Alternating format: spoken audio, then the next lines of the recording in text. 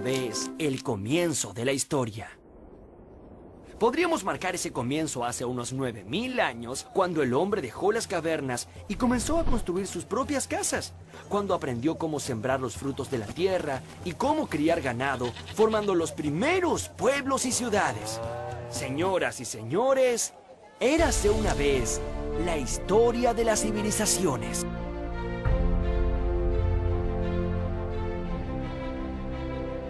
Los estudios arqueológicos indican que los primeros grupos humanos se asentaron en Mesopotamia, palabra griega que significa entre ríos. La Mesopotamia estaba ubicada entre los ríos Tigres y Éufrates. Se trata de llanuras fértiles entre grandes sistemas montañosos.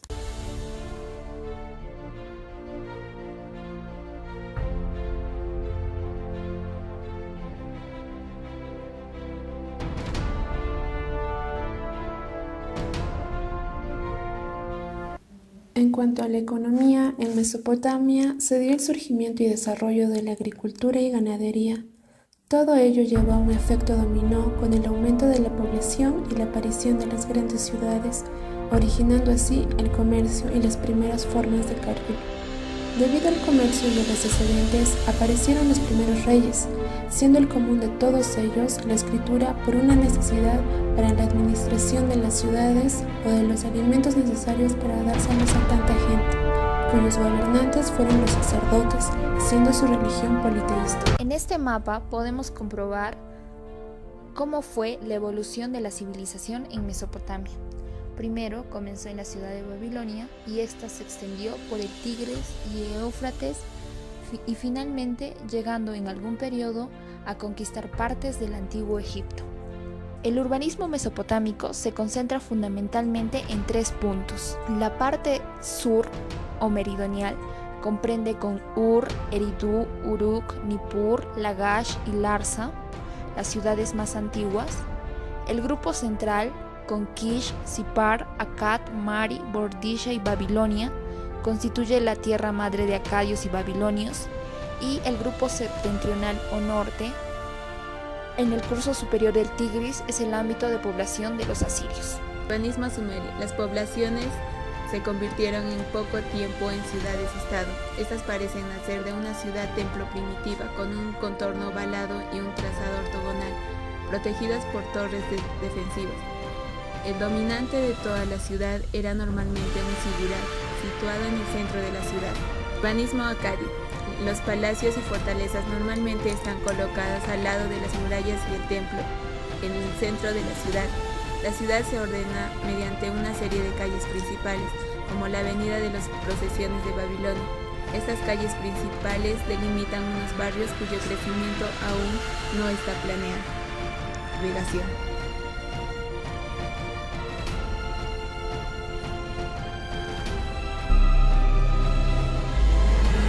Pero lo que más llamó la atención de viajeros, soldados e historiadores fue el verdor de los árboles que asomaban por encima de las altas murallas de Babilonia como un espejismo. No era otra cosa que los míticos jardines colgantes con los que Nabucodonosor quiso mitigar la nostalgia del paisaje que vio crecer a la reina Amiotis, hija del rey de los Medos. Para ello se dispuso de suelo artificial sobre una estructura de pilares y bóvedas de ladrillo con un perfil escalonado.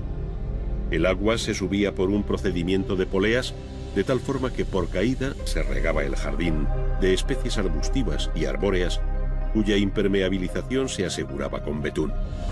Surgió así una de las 7 maravillas del mundo antiguo, que sin embargo conocería una vida muy corta.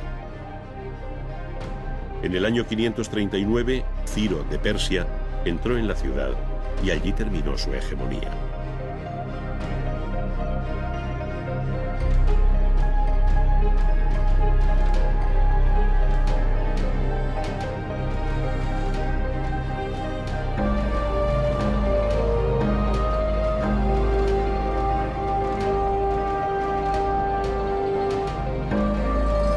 Comenzaba entonces el último episodio político y artístico de esta tierra, el arte persa, en el que confluyen muchos de los rasgos que caracterizaron hasta entonces el arte mesopotámico.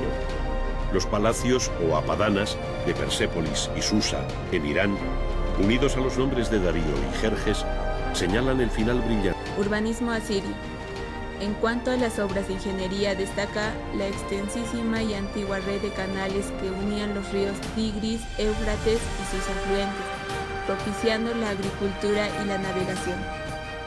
Los elementos urbanos en Mesopotamia fueron las vías, murallas, jardines y espacios verdes y los arcos. Las ciudades en Mesopotamia eran pequeñas, se construían alrededor del templo, estaban amuralladas. Las viviendas eran sencillas, generalmente de 2 pisos, alrededor de un patio. Las cubiertas eran adinteladas, aunque en su interior fueran abovedadas.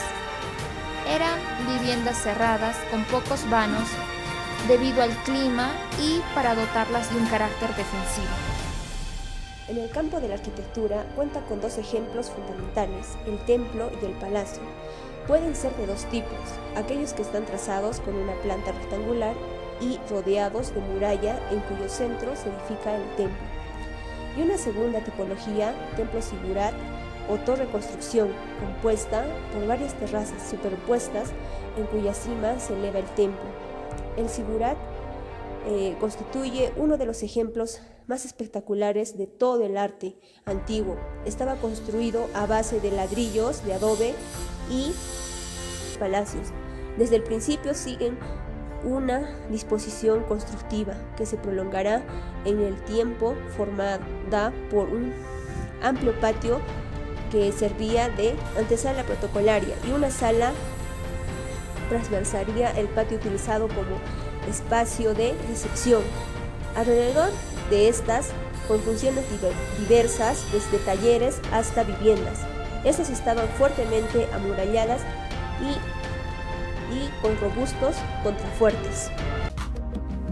La forma de gobierno de la civilización egipcia estaba regida bajo el mando de los faraones. Estos faraones eran figuras humanas designadas por los mismos dioses. Los tronos eran hereditarios y perduraban durante toda la vida del faraón. A su vez, el poder era respaldado por la religión. En el ámbito de la agricultura,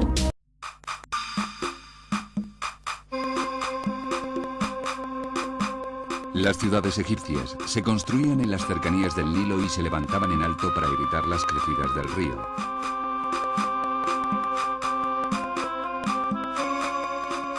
Las casas estaban construidas en adobe, blanqueadas y dispuestas de manera irregular, sin orden aparente. Su tamaño variaba en función de la clase social del propietario, pudiendo tener hasta 2 pisos. Las calles eran estrechas para proporcionar la mayor cantidad de sombra a los viandantes. Tenían el piso de arena y en ellas se podían encontrar animales sueltos y diferentes puestos ambulantes, creando un bullicioso ambiente.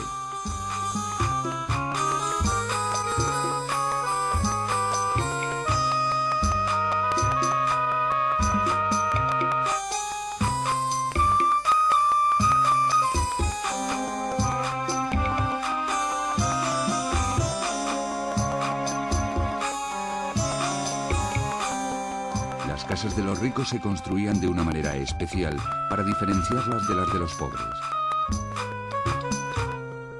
Entramos en la casa de un escriba, miembro de la élite administrativa. Está formada por varias estancias dispuestas de forma longitudinal y decoradas por muebles pequeños. La primera habitación es el vestíbulo de entrada. A continuación, pasamos a la sala de estar, cuya cubierta está sustentada por una columna policromada con forma papiliforme.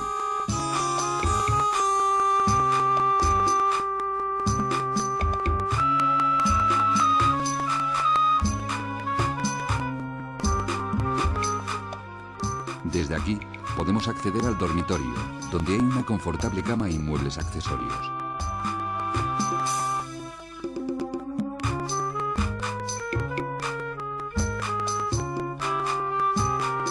A continuación pasamos al almacén, que comunica la sala de estar con la cocina, verdadero corazón de la casa egipcia. En la cocina encontramos el horno y los utensilios propios de esta estancia. Por una escalera se sube a la azotea que se empleaba para trabajar, jugar, almacenar grano en silos e incluso dormir en las noches calurosas.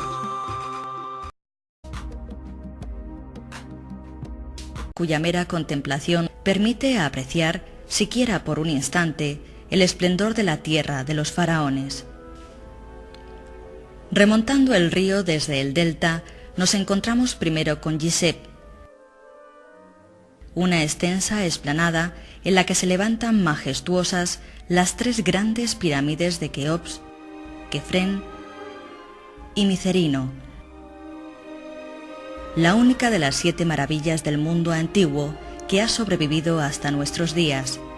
Se trata de un conjunto funerario construido en el margen occidental del río, pues el oeste, el lugar donde se pone el sol, era el lugar de la muerte. Guardando la necrópolis de Gizeh, permanece, impasible a los avatares del tiempo y los hombres, el rostro de la Esfinge. Su mirada milenaria, cargada de misterio, contempla el sol naciente en el horizonte.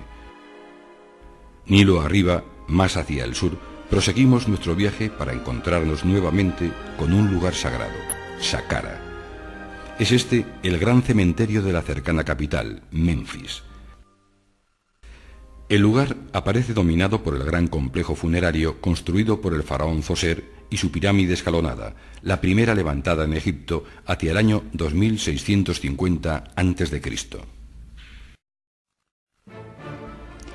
El Nilo, verdadera columna vertebral, nos lleva ahora hasta la legendaria Tebas, la antigua Uaset, ciudad de los vivos, dominio del dios solar Amón, dador de la vida. Está situada en el lado oriental, por el que nace el sol. Para su gloria se construyó en Karnak el más grande de todos los templos, el Ipe-Isut, y durante 1600 años todos los faraones quisieron dejar aquí su impronta, ampliando o embelleciendo sus edificios. Muy cercano estaba el templo de Luxor, que era visitado cada año durante la hermosa fiesta de Opet por la imagen de Amón, que bajaba el Nilo y celebraba allí su unión con la reina, hecho que aseguraba la descendencia divina del rey y su regeneración. Frente a Tebas, reino del sol, de Amón y de la vida, se situaba al oeste del Nilo el reino de Osiris, el dios de la muerte, justo por donde se pone el sol.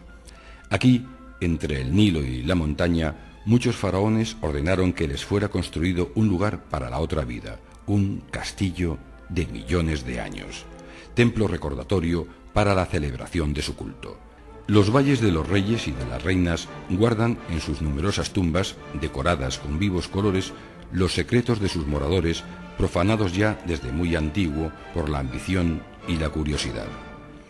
Aquí se encontró la majestuosa tumba de Tutankamón y su maravilloso tesoro que había de acompañar al joven faraón en la otra vida. También al oeste del Nilo se hizo construir la reina Hatshepsut su propio templo funerario, en Deir el-Bahari, hacia el año 1466 a.C., llamado por los egipcios Geser-Geseru, el sublime de los sublimes.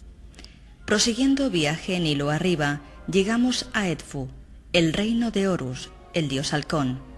En el año 237 a.C. se inició la construcción de su gran templo, sobre otro precedente.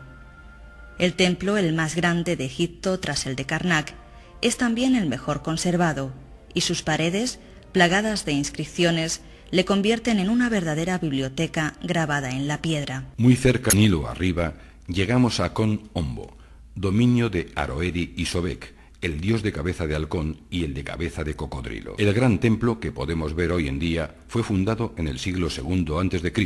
y es también uno de los mejor conservados. Estamos llegando al final del viaje. La construcción, durante el siglo pasado, de la gran presa de Asuán puso en peligro muchos monumentos que corrían el riesgo de ser inundados. Uno de los más espectaculares era el templo de Isis en Philae, que hubo de ser desmontado y reconstruido piedra a piedra en su emplazamiento actual. Comenzado a construir en el siglo III a.C., fue un lugar de adoración con diversos santuarios y sepulcros en los que se celebra a todas las deidades envueltas en el mito de Isis y Osiris. La última sorpresa del viaje se nos reserva para el final. Todavía más al sur, ya en la Alta Nubia, encontramos los dos templos de Abu Simbel, semiocultos a la mirada exterior hasta el año 1817.